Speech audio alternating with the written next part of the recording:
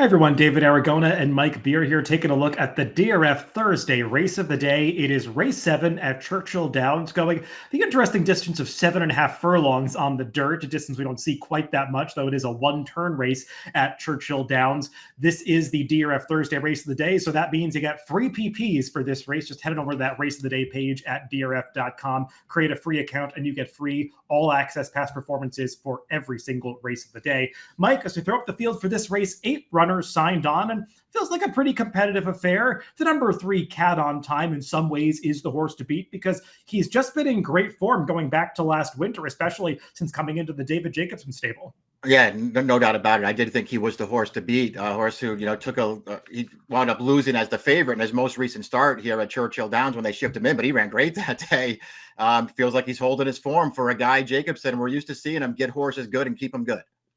He is a horse that has needed some pace to close into in his recent sprint races, but when he goes a little bit longer, he's been able to sit a little bit closer to the pace. We'll see if that's the case going this 7.5 furlong distance to get a sense of how these horses might sort themselves out through the first half mile of this race. Let's take a look at the Timeform US pace projector. And Mike, the number 7 Spinning Pride is going to be a long shot in this race. I guess he's got the speed to get to the front. They are putting the blinkers on, so maybe that's going to make him a little bit more aggressive. Didn't feel like anybody else in this race really needed the lead to have their best chance, but I would imagine they'll try to be a little bit more aggressive with the number 6 Stretch Ride than the position that he showed in on the pace projector. Yeah, I had a similar feeling about the 6 that you did. I feel like this is a spot where they could really get forward with him. I mean, maybe the 7 does make the lead. I don't think it really matters if he does, but there are several other candidates in here to get a little aggressive from the gate here and go forward.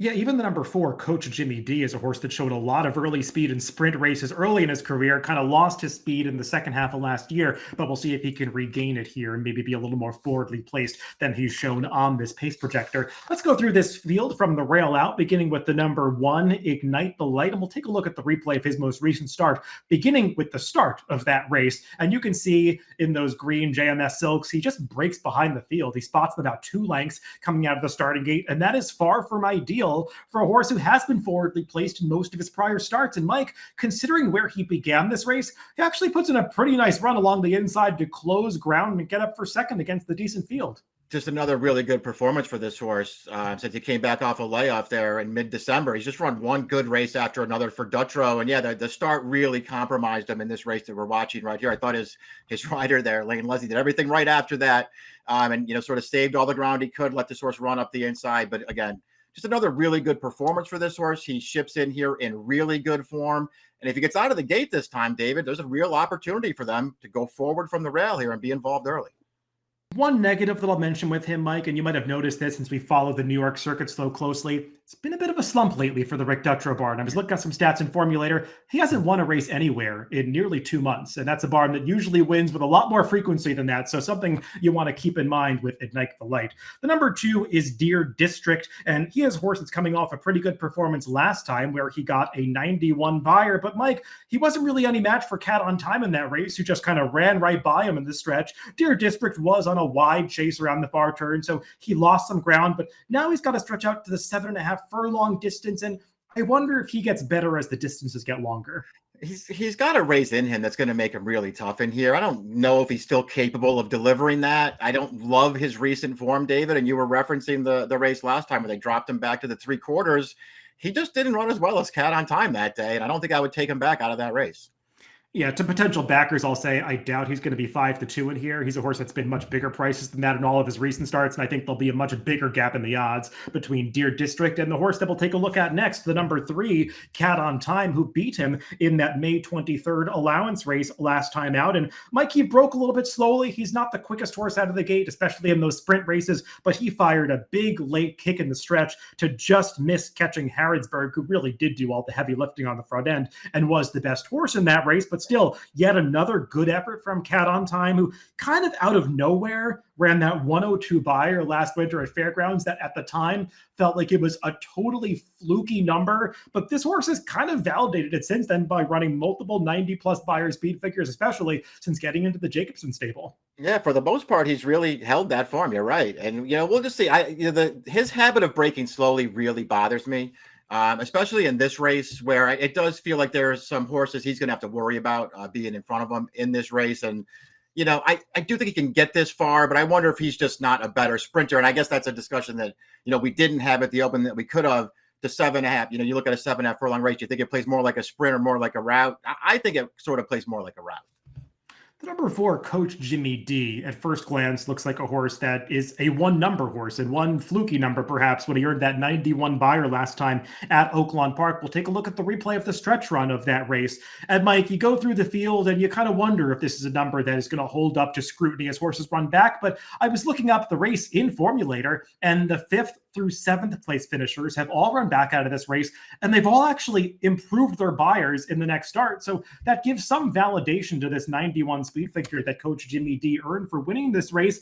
And I go back through his races last year. He's a horse that actually ran some decent speed figures in races late in his 2-year-old season into the beginning of his 3-year-old season. And then as they got into the spring and summer of last year, he had a lot of trouble getting out of the gate. He was breaking slowly race after race. His jockey at Hawthorne would then make these wild middle moves in his races to sort of get him into position. He wouldn't finish after that, but maybe he's put all those issues behind him now. And he came back for that last race as a 4-year-old and took that step forward that it looked like he might have been capable of earlier in his career. And now second off the layoff, Mike, feels like 7.5 furlongs should be just fine for him based on some of the races he ran early in his career. And if he is the horse we saw last time, he's a player here. Yeah, I agree. I feel like one turn too could be key for this horse. I mean, all the other races longer than 7 furlongs are 2-turn races for this horse, and maybe he's just not quite as good that way.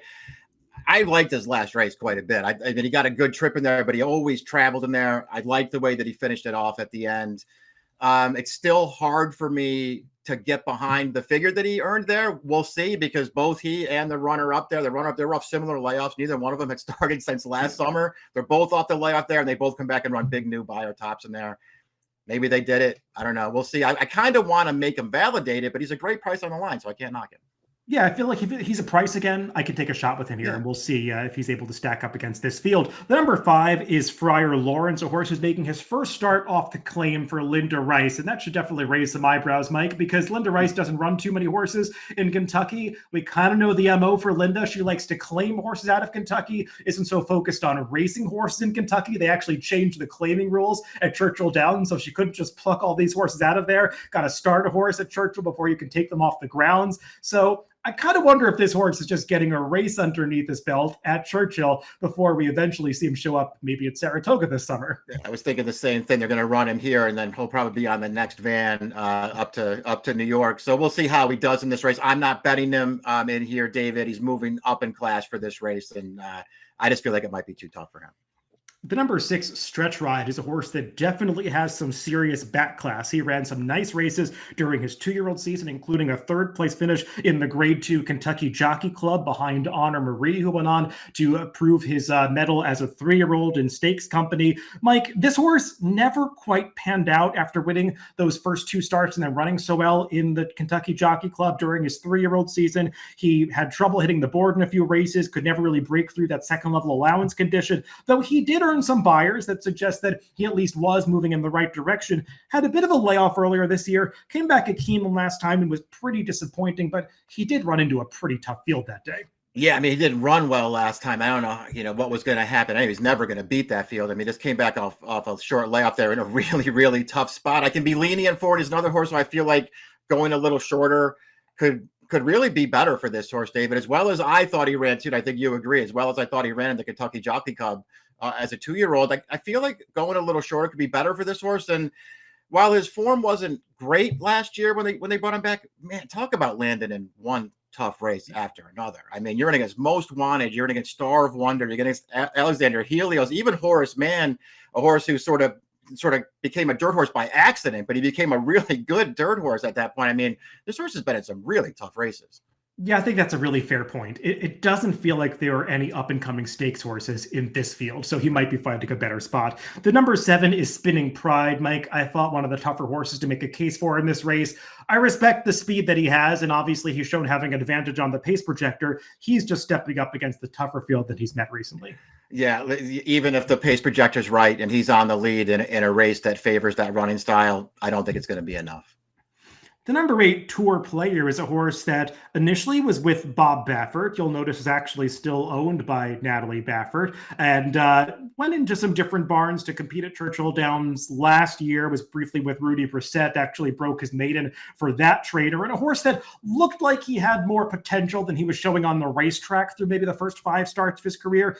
Kind of felt like he put things together last time, Mike, when they brought him back off the layoff at Churchill, back in the Bob Baffert stable. I know he wasn't beating a field that was quite as tough as this one, but he was ridden with so much confidence by Florent Giroux, who took him back early, went to the far outside around the far turn, and just looped that field with a blitz to run away through the stretch. Now, he has shown his switching into the barn of D. Wayne Lucas for this race. I will just note, you might want to take that trainer switch with a grain of salt, because I was watching his workouts for this, and he was in the Bob Baffert saddle towel and tack for that June 3rd work. So I don't know how long he's been with D. Wayne. Yeah, it feels like, maybe just running under D. Wayne's name in here, but Baffert's probably still doing the training as of very recently. This horse, to me, is a major player in here, David. I mean, I didn't pick him on top. I think he's super dangerous in this race. I really, really liked his win off the layoff last time. Yeah, it's a bit of a class test for that horse because he's looked good against inferior competition. Yeah. We'll see if he can do it against tougher in this 7th race at Churchill. Mike, let's go to picks for this race. Where'd you land? I'm going to give Stretch Ride, the horse that we were talking about just a few minutes ago. I'm going to give him a chance to second off the layoff here, just hoping that he's finally in a spot where he can be competitive. I mean, he's run well against some really, really good horses in the past, and it feels like maybe this is the softest spot he's been in quite a while.